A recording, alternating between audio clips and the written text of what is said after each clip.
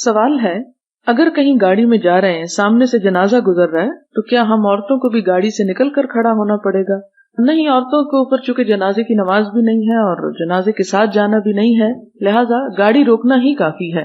نہ صرف عورتیں بلکہ مردوں کو بھی پھر گاڑی سے نکل کر کھڑے ہونے کی ضرورت نہیں، کیونکہ وہ ایک ٹریفک کی حالت میں ہے اور اس میں صرف ٹریفک کو روک لینا کافی ہے، یعنی اپنی اپنی جگہ پر، حتیٰ کہ جنازہ گزر جائے۔ اگر ہر شخص ٹریفک روک کے گاڑی سے باہر نکل جائے تو آپ خود سوچیں کہ کیا عالم ہو جائے۔ اسلام کسی ایسے چیز کو واجب نہیں کرتا کہ جس کے نتیجے میں بہت سے لوگ مصیبت میں گرفتار ہو جائیں۔ اہل کتاب کے مرنے پر انا للہ پڑھ سکتے ہیں؟ جی ہاں، پڑھ سکتے ہیں۔ مرزائی خود کو مسلم اور ہم ان کو غیر مسلم کہتے ہیں۔ یہ ہم اور ان کا معاملہ نہیں ہے، یہ تو ایک اوتھینٹک بات ہے اور ایک ڈکلیئرڈ بات ہے، جس میں میرے اور آپ کے فتوے کی بات نہیں ہے۔ بہت سارے علماء، اور نہ صرف یہ کہ پاکستان بلکہ غیر پاکستان میں بھی، اور ہمیں اس بات سے بھی تعلق نہیں کہ پاکستان یا غیر پاکستان کیا کہتا ہے، ہمیں دیکھنا یہ کہ خود قرآن کیا کہتا ہے، خود حضور صلی اللہ علیہ وسلم کی احادیث سے کیا پتہ چلتا ہے، اور اس پر انشاءاللہ آپ بعد میں پڑھیں گے بھی۔ تو یہاں لکھا ہے کہ کیا ہم ان کا جنازہ پڑھ سکتے ہیں؟ نہیں پڑھ سکتے۔ جب ڈکلیئرڈ نان مسلمز ہیں، کافرز ہیں، تو آپ کیسے جنازہ پڑھ سکتے ہیں؟ کیونکہ وہ مسلمانوں کی نماز جنازہ نہیں پڑھتے، کیونکہ وہ آپ کو کافر سمجھتے ہیں۔ کچھ دن پہلے مقبوضہ کشمیر میں عورتوں نے جنازہ اٹھایا تھا، اس کی تدفین بھی کی تھی، اخبار میں تصویر آئی تھی، اطلاع لکھ رہی ہوں تو اس میں یہ ہے کہ اگر ایسی سچویشن ہو ایمرجنسی کی کہ جس میں کوئی مرد اویلیبل ہی نہیں، سب نعوذ باللہ قید ہو گئے ہیں یا شہید ہو گئے ہیں یا کوئی ایسی وجہ، تو اس صورت میں عورتیں بھی یہ کام کر سکتی ہیں۔ بالکل اسی طرح کہ جیسے فرض نہیں ہے عورت پر مسجد جانا، لیکن اگر وہ جانا چاہے تو اس پہ دروازے بند نہیں کیے گئے، بالکل اسی طرح جنازہ عورت پر دفنانا اس کو فرض نہیں ہے، اور اگر مرد موجود ہے تو عورتوں کو یہ کام نہیں کرنا چاہیے۔ لیکن معلوم نہیں کہ انہوں نے کس مجبوری سے کیا، اس لیے میں اس پہ تو کوئی تبصرہ نہیں کر سکتی۔ اگر صرف ایک یعنی جلوس نکالنے کے لیے یا کچھ ایسی بات ہے تو یہ بہرحال اسلام اس کی اجازت نہیں دیتا کہ مردوں کے ہوتے ہوئے عورتیں ایک سیاسی کام سمجھ کے اس کام کو کریں، یعنی اور بہت سے طریقے اظہار کے ہو سکتے ہیں، لیکن اس طرح نہیں کرنا چاہیے۔ جنازے کے ساتھ عورتوں کا جانا منع ہے، لیکن بعد میں دعا کے لیے اپنے عزیز کی قبر پر جا سکتی ہیں، کبھی کبھار جانے میں حرج نہیں۔ حدیث 1229 سے تو یہ ظاہر ہوتا ہے کہ مرنے والا جب تک قبر میں نہیں اتار دیا جاتا اس کا تعلق دنیا کے ساتھ ہوتا ہے، کہ وہ دونوں حالتوں میں نیک اور بد دیکھ سکتا ہے۔ اس کا مطلب ہوا کہ وہ جنازہ اٹھانے والوں کو دیکھ سکتا ہے، اس لیے آہوزاری کرتا ہے۔ اس کو سمجھا دیجئے۔ بات یہ ہے کہ اس سے ہمیں یہ نہیں پتہ چلتا کہ واقعی وہ اپنی آنکھیں کھول کے دیکھ رہا ہوتا ہے، لیکن یوں محسوس ہوتا ہے ان احادیث سے کہ روح کا تعلق بہرحال جب تک وہ آگے پہنچ نہیں جاتی اس کا کچھ نہ کچھ ہوتا ہے، اور روح جو ہے وہ مرتی نہیں ہے، یعنی جسم سے الگ ہو جاتی ہے لیکن مرتی نہیں ہے۔ اور آپ دیکھیں کہ اب نئی ایجادات سے آپ کو یہ بات سمجھ آ سکتی ہے کہ یہاں پر ہم بیٹھے بات کر رہے ہیں اور یہاں سے بالکل دوسری طرف امریکہ میں بات سنی جا سکتی ہے ٹیلی فون کے ذریعے، تو یہ تو انسان کے بنائے ہوئے طریقے، اور اللہ تعالیٰ کے ہاں اگر ہماری روح پہنچ جائے تو ہمارے جسم سے اس کا کنیکشن کسی نہ کسی طرح بھی ہو سکتا ہے۔ جیسے پہلے بھی شاید میں نے مثال دی کہ سورج ہزاروں کروڑوں میل دور چمکتا ہے، لیکن زمین پر اس کا تعلق ہمارے ساتھ بھی ایک ہوتا ہے، وہ چمک ہمارے اندر بھی اس کی آ جاتی ہے۔ اور آپ دیکھیں کہ ایک ذرے پہ بھی جب وہ سورج کی چمک پڑتی ہے تو ذرہ بھی چمک اٹھتا ہے، تو خواہ ہمارے جسم کے ایک ذرے کے ساتھ ہی وہ روح کنیکٹڈ ہے کسی بھی طرح سے، تو اس کے احساسات ہو سکتے ہیں۔ لیکن ان سب باتوں کو سمجھنے کے لیے حقیقی علم چاہیے۔ یہ سب مفروضے ہیں، خیالات ہیں، اور ان کو ہم اپنی زبان میں ایکسپلین نہیں کر سکتے، اپنی مثالوں سے سمجھ نہیں سکتے، کیونکہ قرآن پاک میں واضح طور پر روح کے بارے میں آ گیا کہ یسألونک عن الروح قل الروح من امر ربی۔ لوگ آپ سے روح کے بارے میں پوچھتے ہیں، کہہ دیجیے کہ روح میرے رب کا امر ہے۔ وما اوتیتم من العلم الا قلیلا، اور تم علم میں سے بہت کم دیے گئے ہو، یعنی روح کے فوراً بعد اللہ تعالیٰ فرماتے ہیں کہ علم میں سے تمہیں بہت کم ملا۔ لہٰذا یہ ان میدانوں میں سے ہے یا ان موضوعات میں سے ہے کہ جس کو ہم حقیقی معنوں میں سمجھ نہیں سکتے۔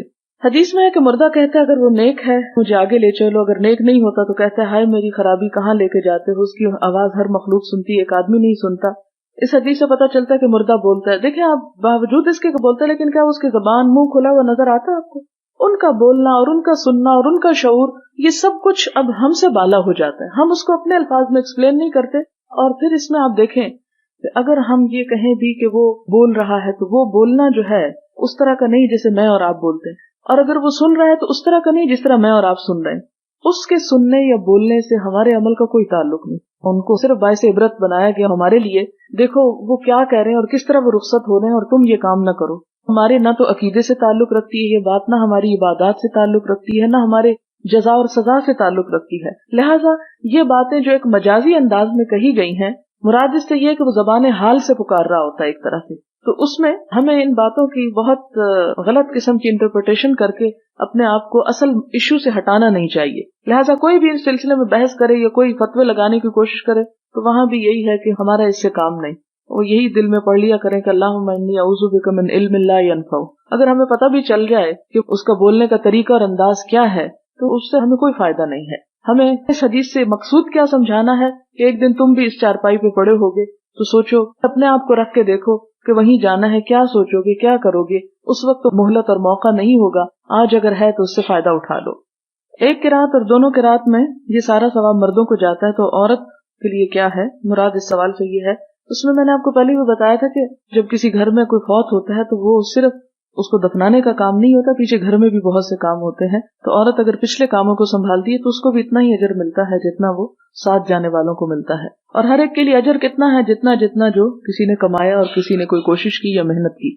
حدیث میں آپ نے زانی مرد اور عورت کو سنسار کرنے کی اجازت دی. وہاں عند المسجد کے الفاظ ہیں. اس سے تو یہ پتہ چلتا ہے کہ مسجد کے قریب جنازہ کے لیے کوئی اور جگہ تھی جہاں ایسا کیا گیا.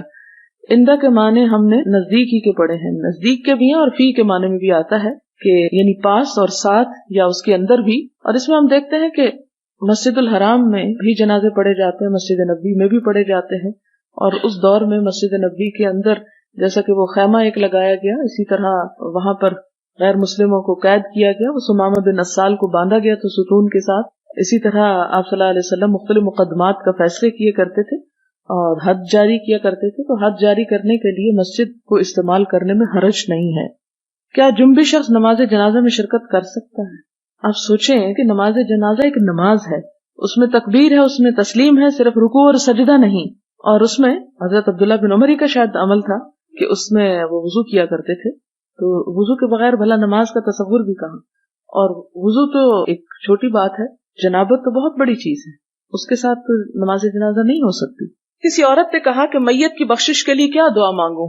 کیا میں ان کو یہ دعا یاد کرا دوں جو نماز جنازہ میں ہوتی ہے؟ اللہم اغفر لہ ورحمہ وعافہ واعف عنہ واکرم نزلہ، آخر تک بہت خوبصورت دعا ہے، یاد کرا سکتے ہیں. اس لیے کہ اتنی جامع دعا ہے، سب کچھ آ جاتا ہے اس میں. اور ہم خود ویسے بھی اجمی ہیں، گنگے ہیں، نہیں آتا مانگنا. تو اگر آپ صلی اللہ علیہ وسلم کے الفاظ میں مانگ لیا جائے تو زیادہ فائدہ پہنچا سکتے ہیں میت کو. موسیٰ علیہ السلام کے پہلے مکے کے بارے میں جو انہوں نے قبطی کو مارا تھا، میں یہی سمجھی تھی کہ وہ غلطی سے کسی نازک جگہ پر لگ گیا ہوگا، لیکن جو مکہ انہوں نے ملک الموت کو مارا اس کی سمجھ نہیں آئی. یہی محسوس ہوا کہ ان کا مکہ بڑا خطرناک تھا. لیکن میں حیران ہوں کہ انہوں نے فرعون کو مکہ نہیں مارا، کیونکہ اگر چاہتے تو کبھی تنہائی میں ایک مکہ مار کے اسے ختم کر سکتے تھے. آپ دیکھیں، آپ مکے کی بات کرتی ہیں، اللہ تعالیٰ نے تو ان کو حکم دیا تھا کہ اذهبا الى فرعون انه طغى فقولا له قولا لینا لعلہ یتذکر او یخشی.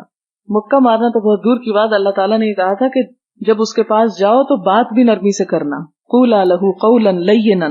اور اگر فرعون کے ساتھ نرمی سے بات کرنے کا حکم ہے تبلیغ کے موقع پر تو باقیوں کے ساتھ کیا ہوگا؟ یہ کہتے ہیں کہ جب ہمیں کہیں تعزیت کے لیے جائیں تو لوگ سپارہ پڑھنے کو کہتے ہیں، مردے کو بخشنے کے لیے کہ ایسا کرنا صحیح ہے، اگر نہیں تو ہم تعزیت والے گھر میں کیا کریں. ایسا ہے کہ ایک کتاب ہے کتاب الجنائز، کیونکہ بخاری میں تو صرف وہ احادیث ہیں جو بخاری کی شرط پہ پوری اترتی ہیں، لیکن اس کے علاوہ بھی کچھ اور صحیح احادیث ہیں. کتاب الجنائز ہے، اس میں سارے مسائل کافی ڈیٹیل میں ڈسکس ہوئے ہیں. تو جس کو چاہیے یا پھر ہم کسی موقع پہ انشاءاللہ تعالی میں اس پہ الگ ایک لیکچر دے کے ان سارے مسائل کو ڈیٹیل سے بتا دوں گی کہ کیا کیا چیزیں مسنون ہیں اور کون سی چیزیں ایسی ہیں کہ جو غیر مسنون ہیں لیکن ہمارے معاشرے میں بہت رواج پکڑ چکی ہیں. تو کوئی بھی چیز جب بہت رواج پکڑ چکی، مثلاً آپ ایک چھوٹی سی مثال آپ کو دوں، آپ کا گھر انتہائی گندا ہو چکا، آپ 6 ماہ گھر میں نہیں تھے، واپس آتے ہیں جالے بھی لٹک رہے ہیں، گرد و غبار بھی ہے، کاغذ بھی ہیں، اور بھی یعنی بے شمار کوڑا کرکٹ ہے. کیا آپ کے لیے پاسبل ہے کہ ایک ہی دن میں یا چند گھنٹوں میں وہ ساری صفائی کر دیں؟ ہو سکتی؟ نہیں ہو سکتی. آپ کیا کریں گے؟ سٹیپ بائی سٹیپ، ایک کے بعد ایک دفعہ جالے اتار لیں گے، پھر موٹی موٹی چیزیں اٹھا لیں گے، پھر اس کے بعد پھر کرتے کرتے آخر میں جا کے آپ کا گھر اس طرح چمکے گا جیسے آپ نے پہلے چھوڑا. تو ہمارا بھی حال یہ ہے کہ قرآن اور سنت کو چھوڑے ہوئے ایک عرصہ گزر گیا ہماری قوم کو، اور اتنا کچھ وہ اندھیرے جمع ہو چکے ہیں کہ اگر آپ یہ کوشش کریں گی کہ ایک دم سویرا ہو جائے تو یہ ممکن نہیں ہے، اور ایسا کرنے کی کوشش بھی نہ کریں. مثال کے طور پر آپ دیکھیں کہ جب رات ہوتی ہے اور شدید اندھیرا ہوتا ہے تو اللہ تعالیٰ اگر اسی وقت ایک دم سورج دوپہر کا نکال دیں، کیا حال ہو آپ کا؟ اکثر لوگ تو اندھے ہی ہو جائیں. اللہ تعالیٰ کا کیا طریقہ ہے؟ آپ دیکھیں کہ جیسے دن کے بعد رات آتی ہے تو گریجولی وہ چینج آتا ہے نا اس میں، اسی طرح اندھیری رات کے بعد جب سویر آتی ہے تو کیا ہوتا ہے؟ گریجول چینج آتا ہے. اور سویر ہونے پہ بھی بالکل चमक नहीं उठती हर चीज, हत्ता कि दोपहर हो जाती। तो इसी तरह हमारे माशरे के अंदर जो खराबियां फैली हुई हैं और जो गलत चीजें आम हो चुकी हैं, एक अंधेर है, ज़ुलुमातुन बादुहा फौक़ बाज़। इन ज़ुलुमात को हटाते हटाते एक वक्त लगेगा, इसलिए बेसब्री ना कीजिए। और बहुत सी चीजें गलत देखने के बावजूद कि उनको दिल में आप बुरा समझ रहे हैं, लेकिन एकदम उनको दुरुस्त न करें, वरना क्या होगा कि लोग चुंधिया जाएंगे और मामला बिगड़ जाएगा। हमें उनको अपने से काटना नहीं, उनको साथ लेके चलना है। और साथ लेके चलने के लिए हौसला और सब्र और हिम्मत, कुरान पाक में वो आयत नहीं आती, कज़ालिका कुंतुम मिन क़ब्ल, इससे पहले तुम भी तो ऐसे ही थे, फमन्नल्लाहु अलैकुम, अल्लाह ने तुम पे एहसान किया। तो जब अल्लाह ने हम पे एहसान किया और हम भी ऐसे ही थे, और इसमें कोई शर्म की बात नहीं कि हम कहें कि हम ऐसे थे, इसलिए कि मैं तो अपने किसी भी जहालत पे इतराफ करने में ये समझती हूँ कि शायद इस तरह अल्लाह ताला मेरा गुनाह माफ कर दे जो मेरे से लाइल्मी में हुआ। तो उस सूरत में यह है कि दूसरों को भी टाइम दें, दूसरों को भी वक्त दें। अच्छा, इसी तरह देखिए हमारे इलाके में रवाज है कि जैसे किसी की मौत होती है, मगरिब से पहले हलवा बनाकर फातिहा दिया जाता है, और ये अमल कई दिन जारी रहता है। मुझे ये समझ नहीं आती कि मुर्दे की बख्शिश और हलवा का क्या ताल्लुक है। असल में हलवा का ताल्लुक किसी और से है, मुर्दे की बख्शिश से नहीं। कहते हैं कि नेक का जनाजा बहुत हल्का होता है, जबकि गुनाहगार का जनाजा बहुत भारी होता है उसके गुनाहों की वजह से। ये सिर्फ कहने की बात है, इसलिए कि वजन तो इंसान के मोटापे और पतले होने पर डिपेंड करता है। अगला इनका सवाल है कि मैयत की बख्शिश के लिए जो तस्बीहात हम पढ़ते हैं, क्या वो सही है? अगर सही है तो कौन सी तस्बीहात मसनून है? तस्बीहात तो कोई भी ऐसी मसनून नहीं है, आप कोई भी दुआ उसके लिए कर सकते हैं। यानी हुजूर सल्लल्लाहु अलैहि वसल्लम से ऐसी कोई चीज साबित नहीं कि उन्होंने मरने वाले के लिए कोई खास तस्बीह पढ़ी हो। मरने वाले को जो चीज फायदा देती है वो बख्शिश की दुआ है, सदका खैरात है। जब हम वहाँ बैठकर जिक्र भी करें तो वो जिक्र इस नियत से हो कि एक तो ये है कि वो जो शोर शराबा और हंगामा है वो खत्म हो जाए, सब लोग एक अच्छे काम में मसरूफ हो जाए, और दूसरा ये कि उसके बाद दुआ हो, क्योंकि असल चीज मैयत के लिए दुआ है। एक नौजवान साहबी थे, सांप के डसने से फौत हो गए, तो आप सल्लल्लाहु अलैहि वसल्लम के पास लोग आए कि आप दुआ कीजिए कि अल्लाह ताला इनको जिंदा कर दे। ज़ाहिर सदमा शदीद था, नौजवान थे, तो आपने फरमाया कि दोबारा जिंदा तो वो नहीं हो सकते, तो उसमें आपने फरमाया कि अब तुम अपने भाई के लिए दुआ करो, क्योंकि दुआ ही उसको फायदा देती। इसी तरह आप देखें कि नमाज जनाजा भी क्या है, दरअसल एक तरह से दुआ ही है। हमारे यहाँ मुश्किल ये है कि दुआ हम कोई नहीं करते, या आजिज़ी और जारी के साथ नहीं करते, सिर्फ अपने तौर पर जो कोई कर रहा है वही करना शुरू कर देते हैं।